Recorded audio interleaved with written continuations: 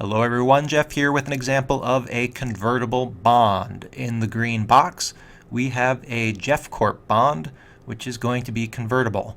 Like other bonds, it has a face value, in this case $1,000, which represents the amount being borrowed and the amount that, if you are holding the bond, you will receive at the maturity date. It also has a coupon, in this case 4%. You will receive 4% of $1,000 or $40 per year, probably paid as $20 every 6 months. Since this is a convertible bond, it means that you are allowed to convert this bond into a certain number of shares of stock, Jeff Corp stock, and that number of shares is established by the conversion ratio. So in this case, that is given as 20. Sometimes you will see it as 20-1. That means that whenever you want, you can take your bond, bring it to Jeff Corp, and say, I would like 20 shares of Jeff Corp instead. So here they are. So you have a choice of the green bond or the 20 shares of blue stock represented below here.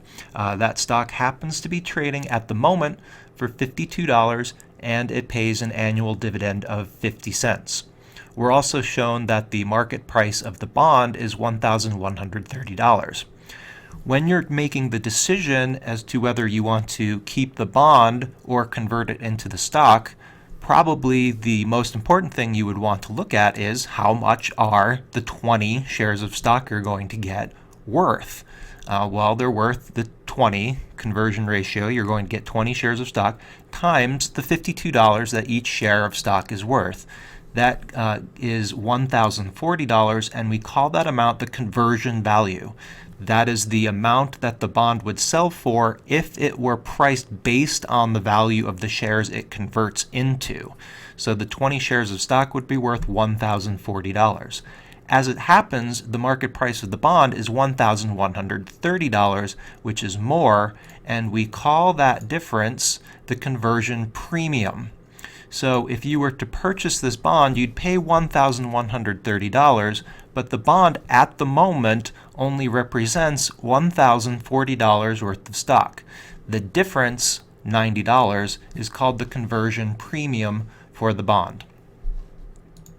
Another thing we might want to look at is, well, we want to say something about, well, why would you pay $90 more here? Well, it has to do with a couple things. One is that you can convert the bond to stock at any time, and maybe the price of this stock is going to go up at some point, above the $1,130 in total. The other is that the bond, as we have learned, generally pays more interest than the stock pays dividends. So the bond is more valuable in the sense that it pays a known, consistent interest amount, as opposed to the stock, which pays a smaller and possibly variable dividend amount. So for now, the bond interest is 4% of $1,000. Remember, bond interest payments are based on the face value and the coupon on the bond, $40 per year. The stock dividends, they're marked as 50 cents here, and we're going to get 20 shares of stock if we make the conversion. So 20 shares of stock times 50 cents per share per year is $10 per year. So we can see here that the bond is paying us $40 per year in interest, where the stocks are only paying us $10 per year in dividends. There is a difference here of $30. So holding the bond is going to make us $30 more per year. So one of the variables that we want to look at, the way sort of all of this information is captured, is with a figure called the payback period.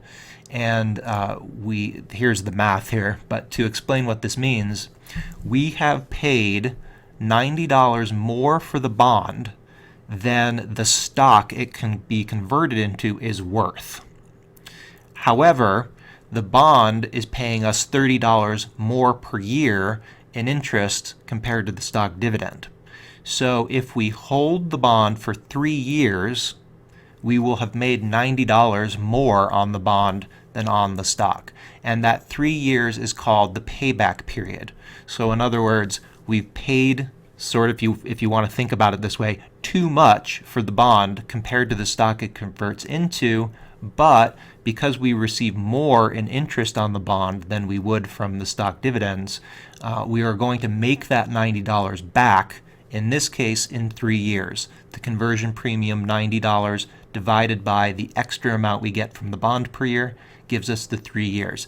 That's pretty good. You can think of it as a break-even point if you were to do absolutely nothing. But on top of that, if the price of the stock rises, you can still exercise your right to convert your bond into stock when it's favorable to you.